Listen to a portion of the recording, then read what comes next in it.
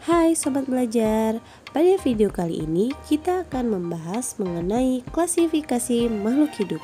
Sebelumnya kita sudah memahami tentang perbedaan makhluk hidup dan benda tak hidup dan juga tentang ciri-ciri makhluk hidup kan? Oke, yuk langsung aja kita simak pembahasannya ya. Ilmu yang mempelajari tentang klasifikasi makhluk hidup disebut taksonomi. Tujuannya adalah untuk dapat memudahkan dalam mempelajari makhluk hidup.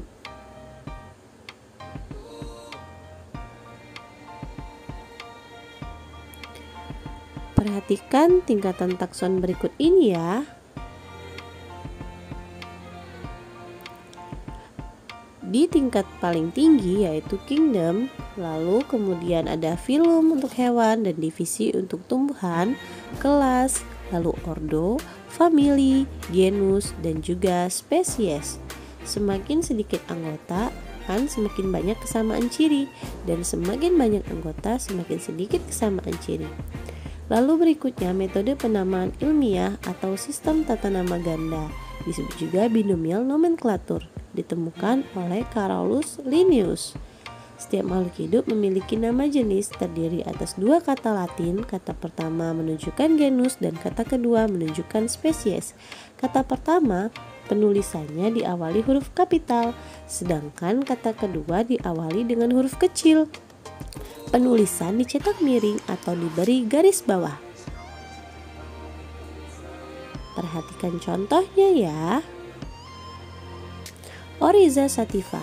Oryza ditulis dengan huruf kapital dan sativa tidak ditulis dengan huruf kapital. Oryza menunjukkan genus, sedangkan sativa menunjukkan spesies. Sobat Belajar tahu nggak apa itu Oryza sativa? Yap, Oryza sativa adalah nama Latin dari padi. Selanjutnya kita akan membahas tentang sejarah sistem klasifikasi. Pada awalnya klasifikasi terbagi menjadi dua kingdom, yaitu kingdom Plantae dan kingdom Animalia. Plantae memiliki ciri tidak bergerak aktif dan bersifat autotrof atau menghasilkan makanan sendiri, sedangkan Animalia berciri bergerak aktif dan tidak mampu menghasilkan makanan sendiri atau disebut juga heterotrof. Seiring dengan perkembangan ilmu biologi, ditemukan fakta bahwa fungi memiliki ciri yang berbeda dari Plantae.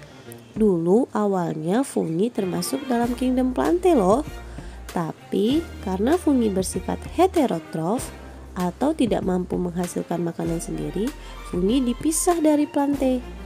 Selanjutnya ditemukan lagi kingdom Monera. Kingdom Monera bersifat uniseluler prokariot. Prokariot artinya tidak memiliki membran inti. Anggota dari Monera diambil dari kingdom Plantae dan Animalia. Cyanobacter yang bersifat autotrof dan bakteri yang bersifat heterotrof. Lalu ditemukan lagi kingdom baru yaitu kingdom Protista yang memiliki ciri uniseluler, multiseluler, dan bersifat eukariot atau memiliki membran inti. Anggota dari Protista juga diambil dari kingdom Plantae dan Animalia. Ada alga yang bersifat autotrof diambil dari Plantae dan juga protozoa yang diambil dari Animalia. 4 kingdom yaitu Plantae, Animalia, fungi, dan Protista berciri memiliki membran inti. Hanya kingdom Monera yang tidak memiliki membran inti. Kelima kingdom inilah yang kita gunakan hingga saat ini. Plantae untuk tumbuhan, Animalia untuk hewan, fungi untuk jamur, Monera, dan juga Protista. Untuk memantapkan pemahaman Sobat Belajar, yuk kita kerjakan soal berikut ini.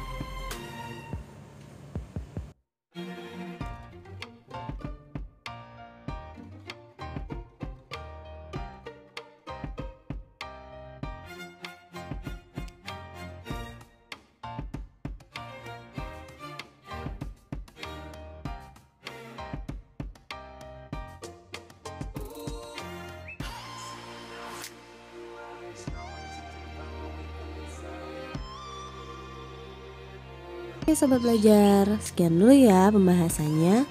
Jangan lupa tetap semangat dan tetap jaga kesehatan. Wassalamualaikum warahmatullahi wabarakatuh. Bye.